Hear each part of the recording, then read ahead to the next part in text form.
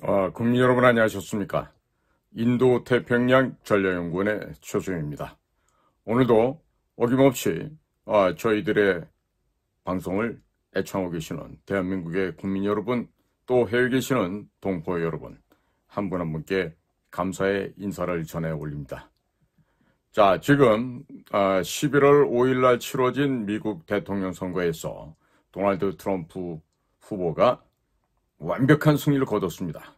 제가 생각하기에는 좀 더 한 500대 한 38 이 정도로 랜드슬라이드, 산사태와 같은 아주 그냥 전격적인 대승을 거둘 거라고 생각했는데 여전히 이 포토 아이디, 신분증 검사를 하지 않는 서쪽에 있는 워싱턴주, 오레곤주, 캘리포니아주, 또 동쪽에 메인주 부터 시작해서 밑으로 뉴저지, 뉴욕, 델라웨어, 포트아일랜드, 커네티컷, 매사추세츠, 그리고 버지니아, 메릴랜드에 이르기까지, 워싱턴 DC까지 이런 지역에서는 그 포토 아이디를 검사를 안 하고 투표를 하는 지역이 대부분이었어요.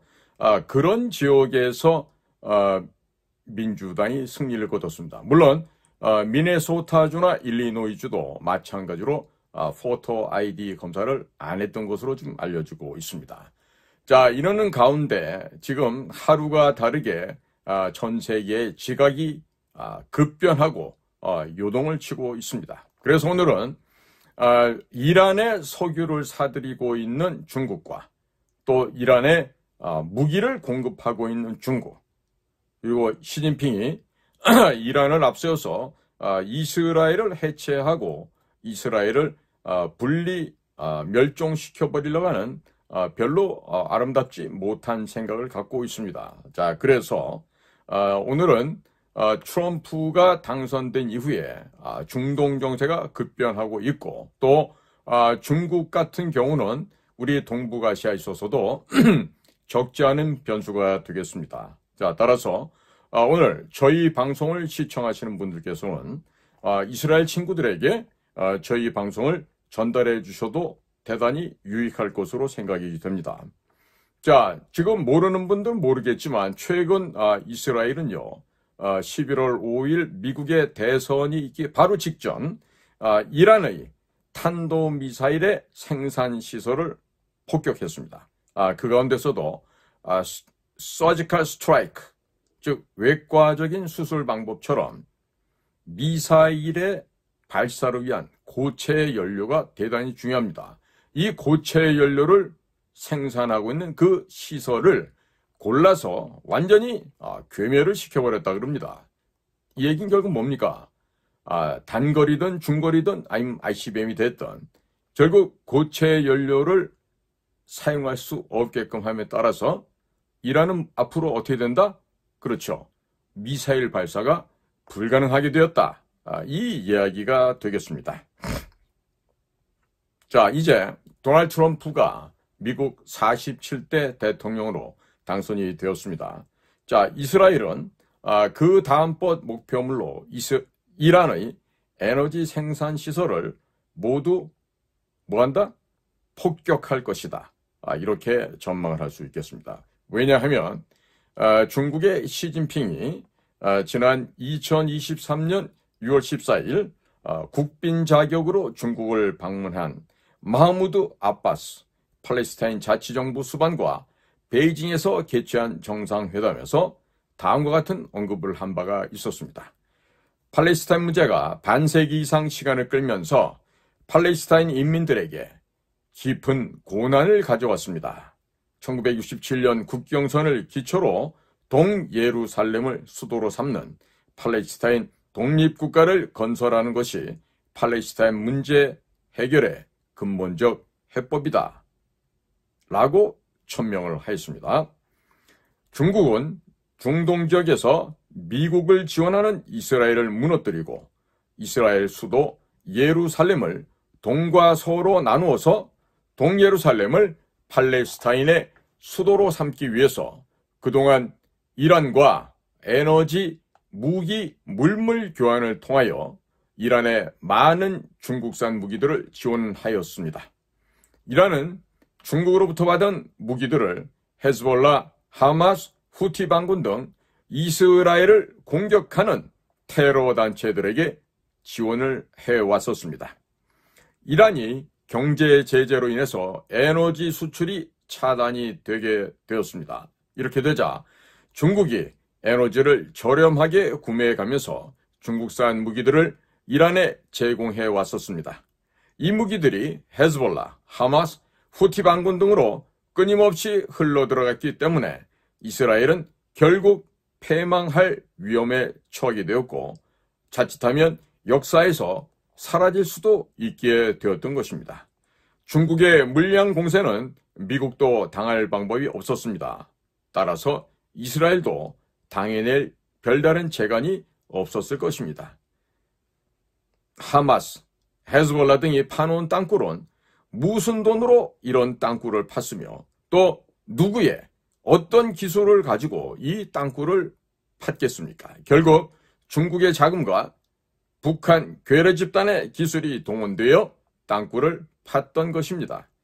중국이 북한 괴뢰 집단에게 핵기술과 탄도미사일 제조에 필요한 물품을 제공해왔고 이로 인해서 북한 괴뢰 집단이 핵무기를 보유하게 되었습니다.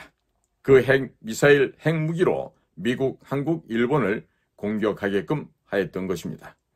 마찬가지로 중국은 이란으로부터 에너지를 헐값에 가져오게 되었습니다. 그러면서 국제무기 시장에서 성능이 떨어져서 판매가 되지 않는 각종 탄도미사일, 드론 등 중국산 무기들을 이란에 제공하고 이것들을 이란이 받아 헤즈볼라, 하마스, 후티 반군에게 중국산 무기를 제공해 왔습니다.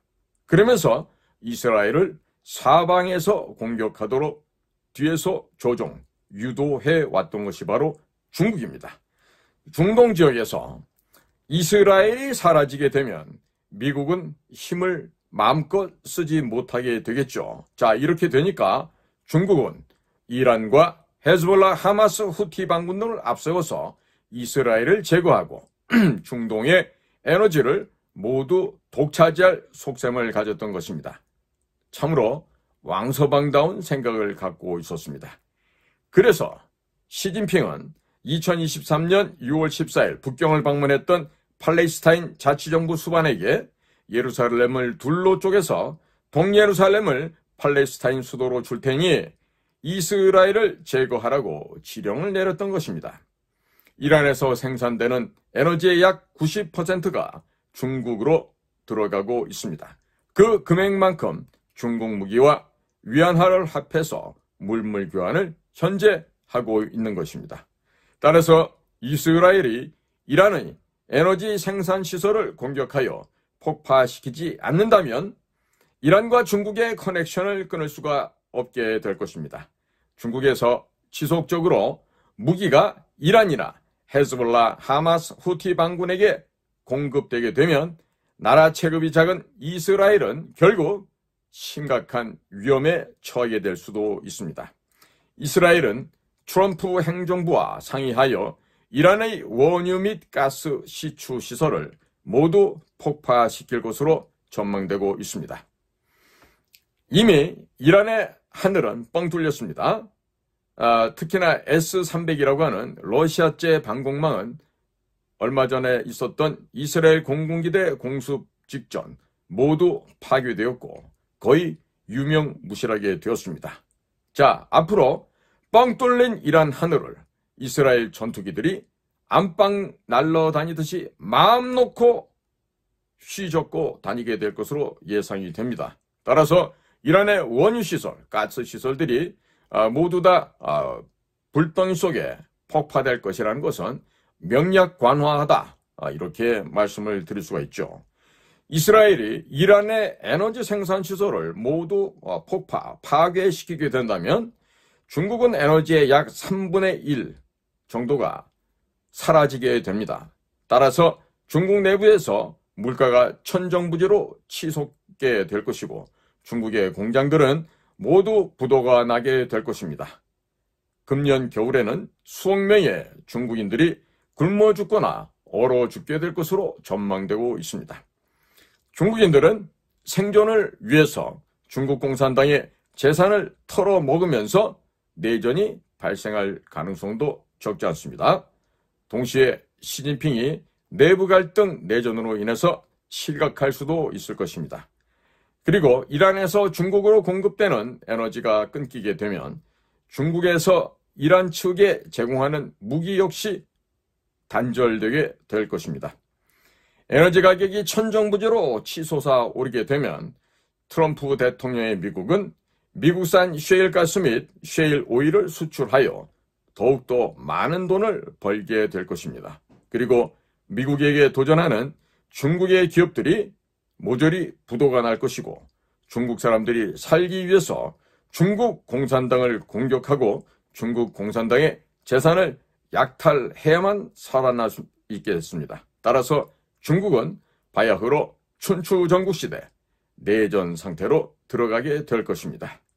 미국 트럼프 대통령도 은근히 이스라엘이 이란의 원유 및 가스 시추 시설을 폭파시켜주기를 바라고 있을 수도 있습니다.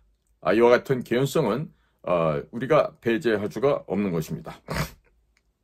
만일 이란이 보복으로 사우디아라비아, 이라크, 쿠웨이트, 카타르, 아랍에미레이트 이런 국가들의 원유 및 가스 시추 시설을 모두 폭파시키게 될 경우 중동에서 에너지 공급이 차단되게 됩니다. 그러므로 미국산 셰일가스나 셰일 오일이 엄청나게 비싸게 국제시장에서 팔리게 될 것이고 이것은 미국 입장에서는 나쁠 것이 전혀 없게 될 것입니다. 이란이 중동 산유 국가들의 에너지 생산 시설을 모두 폭파시키게 된다면 중국은 에너지 공급이 안 되어 말라 죽어버리게 될 것입니다. 반면 대한민국은 멍청한 문재인이가 잘한 일이 한 가지가 있습니다. 무엇이냐? 이미 문재인이가 있을 때 2017년부터 2036년까지 280만 톤의 미국산 셰일가스와 셰일 오일을 구매하기로 장기 계약이 체결되어 있습니다. 이 때문에 한국은 미국산 에너지를 더 구매하면서 큰 문제는 없습니다. 즉 중동이 불바다가 된다 하더라도 대한민국의 오일과 가스의 운반은 전혀 차질이 없습니다. 자, 북한에 돈 주고 뻘짓하다가 약점이 잡힌 문재인이가 두 손 꽁꽁 묶인 채로 목졸림을 당하면서 맺었던 것인데 어떻게 보니까 오히려 적반하장식으로 잘 돼버렸습니다. 자, 그러나 일본은 미국산 에너지를 공급하는 양이 미미합니다. 자, 그렇기 때문에 일본의 경제는 순식간에 초토화될 수 있는 위험성도 대단히 높다고 하겠습니다. 중국의 기업들이 모두 죽어버리게 되고 도태해버리면 대한민국의 기업들이 중국 기업들이 차지하고 있었던 전 세계 각 시장을 모두 쓸어 담아오게 될 것입니다. 자, 중동에서 에너지 공급이 안 된다 하더라도 대한민국엔 큰 타격이 없습니다. 대한민국도 연간 100조 원에서 200조 원에 달하는 천문학적인 에너지를 중동에서 사오고 있습니다.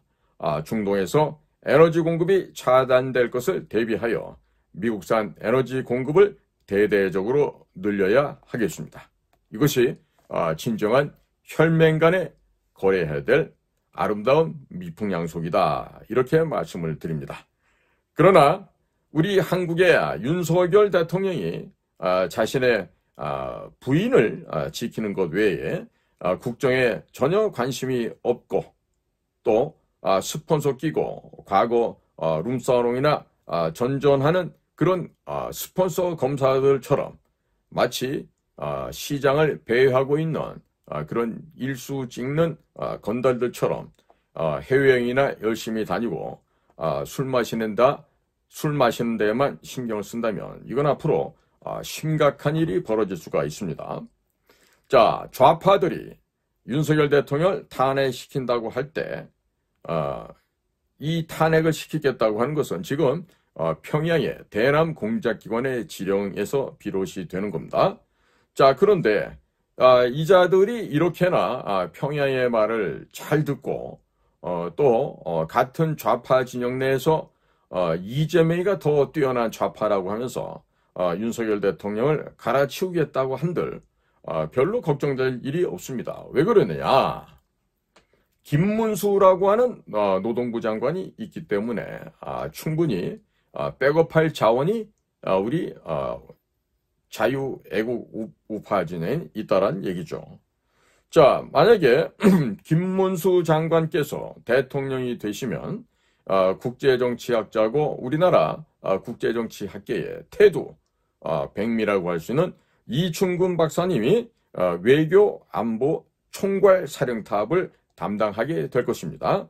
자, 그러면 미국하고 상의해서 중국을 해체시켜버리고 동북 삼성과 만주 지역을 대한민국 영토로 만드는 빅딜이 현실화되고 성공될 것으로 전망됩니다.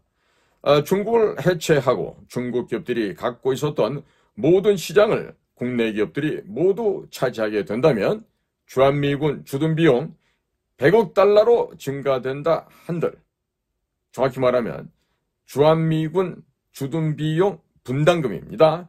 이 분담금이 이 100억 달러가 아니라 200억 달러가 된다 해도 이거 아마 우리들 입장에서는 껌값밖에 되지 않을 것입니다. 미국산 셰일가스와 셰일 오일을 대한민국이 대량으로 저렴하게 구매해서 중국이나 일본에 판매하여 막대한 부를 추가적으로 창출할 수도 있을 것입니다. 우리 대한민국은 중국을 해체하고 중국 기업들이 갖고 있었던 모든 시장을 우리 기업들이 모두 빼앗아 먹을 수가 있습니다. 또한 중국 해체 과정에서 동북 삼성과 산동 반도까지 우리의 영토로 편입시킬 수 있는 절호의 기회를 맞이하게 되었습니다. 물론 북한 지역은 원래 우리의 땅이었으니까 접수해버리면 되는 것입니다. 그러나 윤석열 대통령이 국정에 만약에 관심을 갖지 않고 해외에 관심을 더 많이 갖고 본인의 마누라 지키는 것에만 연연한다고 하면 이거 큰일 납니다. 이런 거 절대 하지 마시기 바라요. 이렇게 된다면 방법이 없어요. 빨리 집으로 보내드리는 것 외에는 다른 방법이 없고 집으로 보내드리고 별도의 다른 대통령을 뽑아서 대한민국의 국가 이익을 국민의 행복과 국리민복을 극대화하는 것이 보다 현명한 처사가 될 것입니다.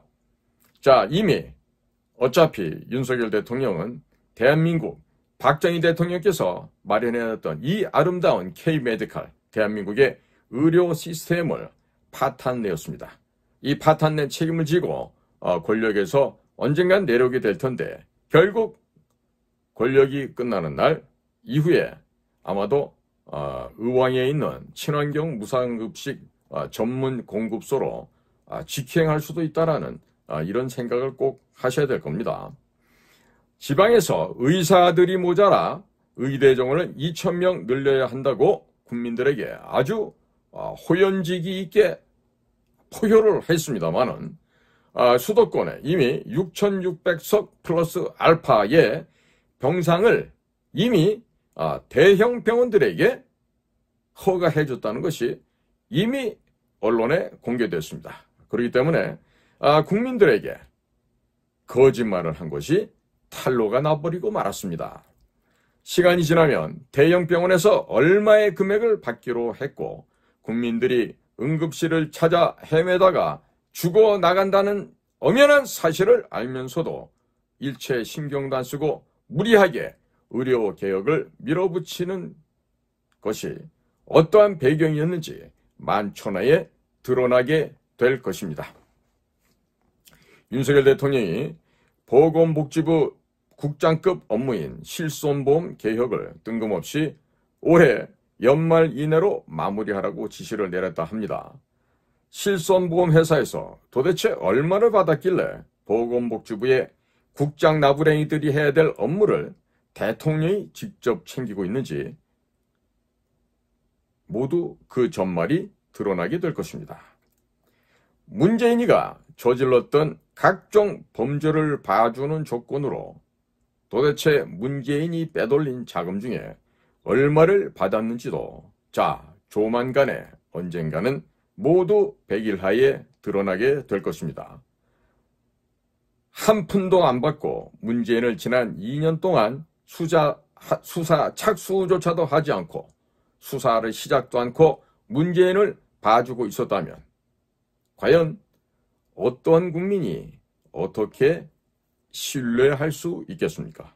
누구에 대한 신뢰? 대통령 윤석열에 대한 신뢰 말이죠. 또 국민의힘 대선 경선 과정에서도 여론조사를 빙자한 여론 조작을 통해서 2위였던 윤석열 후보가 1위였던 홍준표 후보를 밀어내고 1위로 올라갔던 건도 조만간에 진실이 드러나게 되지 않겠습니까?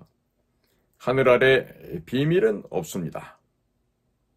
천망회회요 소위 부실이라 하였습니다. 하늘의 그물망은 넓고 넓어서 모든 것이 다 빠져나가는 것처럼 보여도 성긴 것 같아도 절대로 잃어버리는 것이 없다라고 했습니다. 아무리 못된 짓을 하고 감추고 거짓말을 해도 결국에 다 드러나고 결국에는 학문검사 받고 친환경 무상급식 먹으러 간다. 좀 더 심하면 교수형에 혹은 총살에도 처해질 수가 있다. 이런 얘기가 됩니다. 도널드 트럼프 아주 자아가 강한 사람이에요. 나르시시즘에 도취될 만한 그런 인물이에요. 여유 있는 집안에서 국임없이 자랐고 명문대학을 나왔고 재산도 많습니다. 부러울 게 없는 사람입니다. 자, 그런데 이 도널드 트럼프의 특징이 있죠. 대단히 술, 담배를 안 하고 마약을 안 하는 아주 정제된, 절제된 아주 그런 모범적인 가장이기도 합니다. 단 한 가지 흠이라면 예쁜 여인들과 살다가 헤어지면서 위자료를 많이 주고 멋지게 헤어지는 거죠. 마치 우리나라에 있는 정치인 이름이 무슨 성씨가 찌씨고 이름이 재명이라는 그런 애가 있는지 모르겠는데 그 찌재명이처럼 공짜로 여자랑 연애하고 걷어차고 악담하고 죽여버린다고 내지는 감방에 쳐넣겠다고 이런 식으로 협박하진 않죠. 대한민국 국민들 가운데 찌재명과 도널드 트럼프가 비슷한 수준으로 생각하는 사람이 많은데 국민 여러분들은 만약에 그렇게 생각한다면 여러분들은 조중동이나 KBS, MBC 이런 쓸데없는 가짜 언론에 의해서 속임을 당한 겁니다. 자, 그러니까 이 도널드 트럼프가 한국 대통령에 대한 평가를 할 때 그 한국 대통령이 아무 생각 없이 술이나 즐겨 마시는 사람이야? 그 정도로 자제가 안 돼? 셀프 컨트롤이 안 되는 사람이야?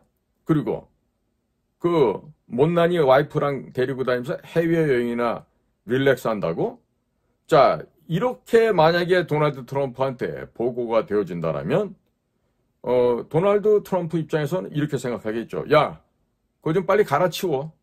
갈아치우고 정말로 친미 반중할 수 있는 새로운 자유파 애국 인사를 대한민국의 대통령으로 뽑아야 되지 않겠어? 이렇게 하면서 보이지 않는 모종의 일을 하겠죠. 자, 그리고 도널드 트럼프는요 굉장히 정의로운 남자예요.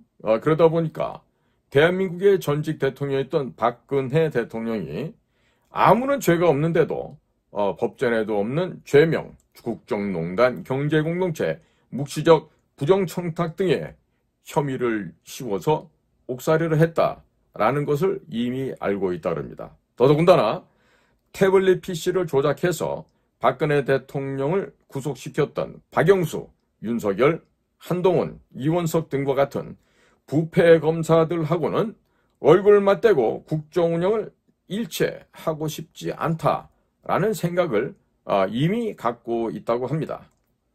문재인이 검사들을 동원해서 증거를 조작했고 박근혜 대통령을 감옥에 집어넣었습니다. 그런데 이를 어쩌면 좋을까요?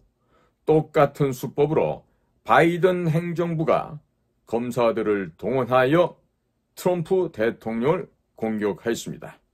그래서 도널드 트럼프는 그동안 법원에도 끌려다녔고 기소도 되었고 탄핵도 여러 차례 당해봤고 자, 몹쓸 자들에 의한 끊임없는 공격을 받았습니다. 자, 그런데 이제 도널드 트럼프가 미합 중국의 대통령이 되었습니다. 문재인, 박영수, 윤석열, 한동훈, 이원석 이 부패 검사들이 패거리가 되어서 박근혜 대통령을 감옥에 쳐넣기 위해 증거를 조작하고 법전에도 없는 죄명을 만들어서 박근혜 대통령님을 감옥으로 보냈습니다. 자, 동일한 수법을 미국의 민주당 정부 조 바이든 행정부가 트럼프 대통령에게 똑같이 적용해서 활용을 했습니다. 자, 그러면 도널드 트럼프 대통령이 한국의 윤석열 대통령을 만나게 된다면 과연 어떤 생각을 하면서 정상회담을 할 것 같습니까? 생각은 여러분들의 자유롭게 생각해 보시기 바라요. 자, 결국 윤석열 대통령이란 사람, 대한민국의 대통령인데 이 사람이 이미 자유파가 아니고 좌파라는 것을 이미 보고를 통해서 다 받았을 거예요.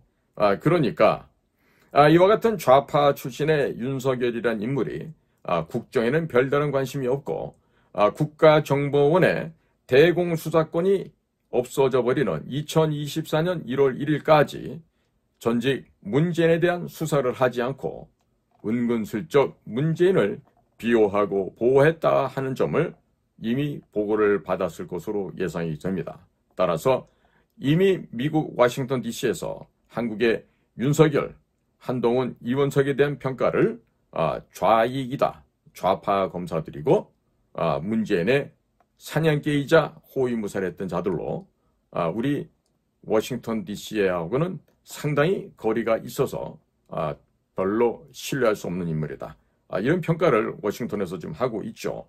자, 그러니까 도널드 트럼프 신임 47대 대통령 역시 현재 있는 사람들은 대한민국이나 미국의 그다지 국가적인 이익에는 별 도움이 안 되고 오히려 마이너스 요인만 생기게 되는 이런 사람들이겠다. 이런 판단을 내릴 것입니다. 자, 따라서 대한민국의 주권자 누구죠? 대한민국의 국민 여러분들이시죠? 대한민국의 국민들께서는 조속한 시일 내에 마음의 결단을 내려야 될 시점이 곧 도래할 수도 있다 해서 미리미리들 준비를 하시기 바랍니다. 자, 비유컨대 주주가 볼 때 전문 경영이 제대로 일을 못하고 기업의 영업이익을 만들지 못하면 중도에 계약 해지하고 파면시키고 내보냅니다. 그냥 쫓아내버리는 거예요. 그리고 새로운 경영인을 맞이하면 되는 것이죠. 자, 대통령은 전제 왕조 시절의 왕입니까? 왕 아닙니다. 그러면 이 나라 주인 누굽니까? 국민이시죠. 자, 그러면 우리 국민들은 주권자이자 이 나라의 주인이고 그리고 노예가 아닌 것입니다. 자, 국민 여러분, 제발 이제 대한민국 국민 여러분들께서는 노예 근성, 거지 근성을 버리시기 바랍니다. 노예 근성, 거지 근성은 저 땅바닥에 패댕겨 쳐버리고 주인의식을 그리고 국민 주권 의식을 굳건하게 확립하시기를 바랍니다. 국민 여러분, 정치인이라고 하는 자들을 우상처럼 떠받들어서 되겠습니까? 네? 우상처럼 떠받들어서 되겠냐고요? 아니죠. 정치인들은 대의 정치를 한답시고 우리가 뽑아서 우리 대표자로 뽑았는데 제대로 할 일을 못하면요, 즉각 갈아치워버리면 됩니다. 그들을 왜 국민들의 혈세를 갖고 밥을 먹이고 호화로운 관용차를 타게 하고 할 일이 없죠. 그리고 그 다음번에는 지금 되겠어요, 안 되겠어요? 지금은 안 됩니다. 그래야만 국민들로부터 준엄한 심판을 받아야 이 정치, 이 불황아들이 국민 알기를 우습게 못 알고 국민을 갖다가 얕잡아 보지 못하고 존경하고 우러러보게 되는 것입니다. 자, 국민 여러분, 우리 국민들은 어떻게 되죠? 이런 말이 갑자기 생각이 납니다. 나는 사람에 충성하지 않고 조직에, 국가에 충성한다. 그러니까 우리나라 대한민국 국민들께서는 개인에 대한 호감을 갖고 그 사람을 좋다, 찬양한다 이거보다는 우리의 국가, 우리의 조국, 대한민국과 그리고 주인된 자로서 국민 주권을 명명백백하게 확립하는 그러한 지혜롭고 현명한 대한민국의 국민들이 되어야 되겠습니다. 자, 앞으로 도널드 트럼프의 지금 취임을 하려면 내년 1월 중하순이 될 텐데 취임하기 직전까지 지금 아주 급속도로 지금 변화가 일어나고 있습니다. 자, 오늘 제가 녹화를 하면서 계속해서 앞으로 전개될 일들 또 어떻게 준비해야 될지 이런 부분들에 대해서 계속해서 말씀을 드리겠습니다. 저는 인도태평양 전략연구원의 최수영입니다. 감사합니다.